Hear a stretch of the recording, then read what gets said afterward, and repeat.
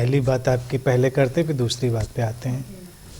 देखिए, जब nature cooperate करने लगे, जब एग्जिस्टेंस हमको हेल्प करने लगे, हमारे लव्ड वन हमारे सब कोऑपरेटिव होने लगे, तो ऐसे में हमारी जिम्मेदारी भी थोड़ी बढ़ती है। जिम्मेदारी ये बढ़ती है कि थोड़ा और लविंग होइए, थोड़ा और कंपैशनेट होइए, उनको और एहसास कराइए कि आप उनके साथ हैं, तो वो चीज़ें और बढ़ेंगी। देखिए क्या है कि एक गिफ्ट जब अस्तित्व हमको दे देता है तो उस गिफ्ट को संभालने के लिए हमको भी थोड़ी तैयारी दिखानी चाहिए। क्योंकि अगर हम ऐसा दिखाएं कि हमें कोई फ़र्क नहीं पड़ता, हम एक डिटैचमेंट जो आएगा अनंत श्री को सुन के, वो पैशनेट डिटैचमेंट होगा, वो ड्राई डिटैचमेंट नहीं होगा।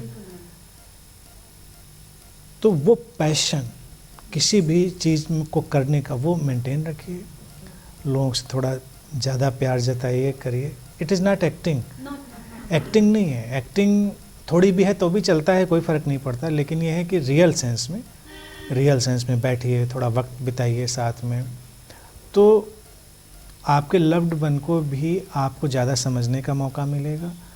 और कोई नहीं जानता, उनको भी कोई दिशा मिले टूटे कोई नहीं जानता। ज़िंदगी बड़ी विचित्र है, यहाँ कुछ भी हो सकता है। तो एक तो ये जिम्मेदारी है जिसको हमें पूरा करना चाहिए, तो घरों में कॉन्फ्लिक्ट नहीं होगा।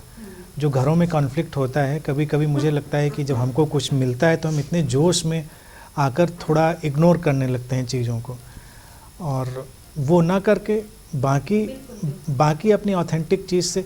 देखिए, ऑथेंटिक येस और नो का कभी किसी को कोई बुरा नहीं लगता। हमको ये नहीं अच्छा लग रहा है, हमको ये नहीं पसंद है, हम ऐसा नहीं कर पाएंगे, लेकिन हमें आपकी भावना, आपके प्रति प्यार पूरा है, इसमें कोई कमी नहीं, तो इंसान समझता है उस चीज़ को। दूसरा सवाल है, जो हेडेक वाली प्रॉब्लम है, इसको थोड़ा वॉच करेंगे। पहली चीज़ क्या है कि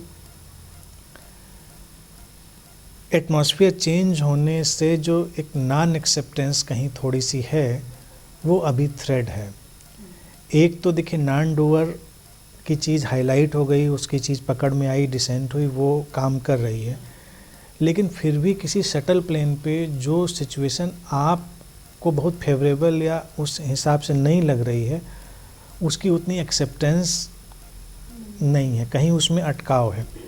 और चूँकि हमारा जो इनर सिस्टम है, इनर अवेयरनेस, वो बहुत तेज़ी से फ्लो कर रही है, तो उसमें ऑब्स्ट्रक्शन भी उतनी तेज़ी से पड़ता है हमारे सजेशन से। तो इसका तरीका ये कि उसको एक्सेप्ट कर लीजिए। कोई भी सिचुएशन है उसको भी एक हैपनिंग की तरह देखिए कि आप अगर कहीं गए हैं, जाना हुआ है, सिचुएशन फेवरेबल है, अनफेवरेबल है, तो ये तो एक आउट ऑफ हैपनिंग ही आपका आना हुआ है, तो इसमें बहुत रेजिस्ट करने की ज़रूरत नहीं है। और फिर अगेन अपनी अवेयरनेस पे फोकस करिए। सिचुएशन को में इन्वॉल्व होने के बजाय करिए सब, वहाँ जाइए सब, लेकिन अपनी इनर अवेयरनेस पे आ जाइए। जैसे आज वाला जो ध्यान हमने कराया ना, ये ऐसी चीज़ों को हैंडल करने के लिए बहुत यूज़फुल है। जो अपनी बॉडी अवेयरनेस में हम गए, लेफ़्ट राइट और पूरी टोटल बॉडी में, तो हम कहीं भी बैठे, आप देखिए हम बात कर रहे हैं, कोई जान भी नहीं सकता कि हम शिफ्ट हो गए, हम आँखों में आँखें डाल के बात कर रहे हैं, लेकिन आँखों से जो हमारा फोकस है वो इनवर्ड हो गया, हम इनवर्ड शिफ्ट हो गए, हम पूरी बात कर रहे हैं। इंसान को लग रहा है हम बहुत ही इंटरेस्ट से सारी चीज़ कर रहे हैं उसमें, लेकिन हम शिफ्ट हो गए, तो अब हमको कोई भी चीज़ वहाँ की इफ़ेक्ट या टच नहीं करेगी। एक तो ये तरीका है।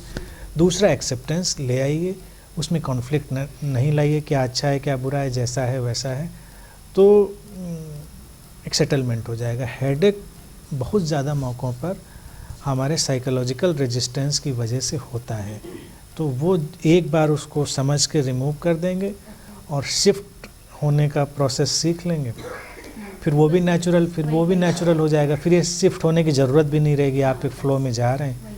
जहाँ प्रेजेंस की ज़रूरत है वहाँ गए, जहाँ नहीं ज़रूरत है वहाँ हम क्लियरली नहीं गए, कन्फ्यूजन नहीं। तो ये वो सिंपल सा चीज़ है, इसमें कोई बहुत डिफ़िकल्टी नहीं है, मुझे लग रहा है वो हैंडल हो जाएगी।